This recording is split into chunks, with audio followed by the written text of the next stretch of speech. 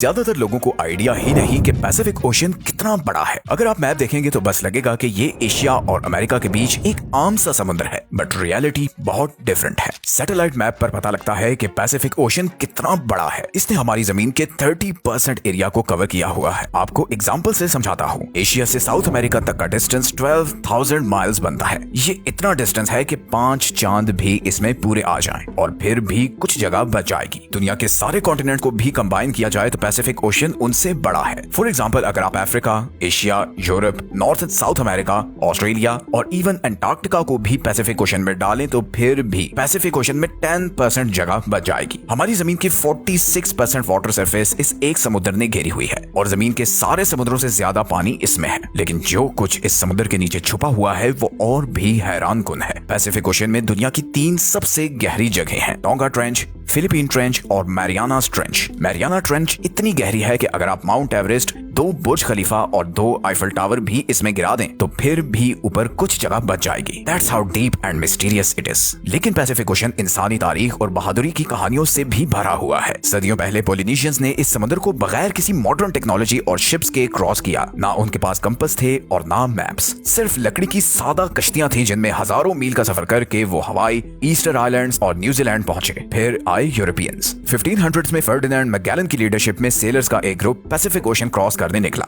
शुरू में तो उन्हें लगा कि ये एक छोटा और आसान सा सफर होगा, लेकिन वो गलत थे। इस सफर ने कई महीने ले लिए। उनके खाने का सामान खत्म हो गया और शिप पर मौजूद बहुत से लोग विटामिन सी की डेफिशिएंसी से स्कर्वी जैसी बीमारी का शिकार होकर मर गए। उन्हें अंदाजा ही नहीं था कि ये समुद्र इतना बड़ा और खतरनाक हो सकता है। आज भी पैसिफिक ओशन अपने अंदर बहुत से राज छुपाए हुए है। ये इतना बड़ा और दुनिया से दूर है कि पॉइंट नीमो, जो दुनिया की सबसे आइसोलेटेड जगह है, वो इसके बिल्कुल सेंटर में है। और कभी-कभी पॉइंट नीमो के सबसे करीब तरीन जो इंसान होते हैं वो समुद्र में नहीं बल्कि स्पेस में सैटेलाइट्स में होते हैं। ये इतना खाली और सुनसान एरिया है। तो अगली दफा जब आप मैप पर पैसिफिक ओशन को देखें तो याद रखें कि ये सिर्फ एक समुद्र नहीं बल्कि कुदरत का एक ऐसा शाहकार है जिसने हमारी आधी से ज्यादा जमीन को ढांपा हुआ है और इसके आगे बाकी सब समुद्र बहुत ही छोटे हैं।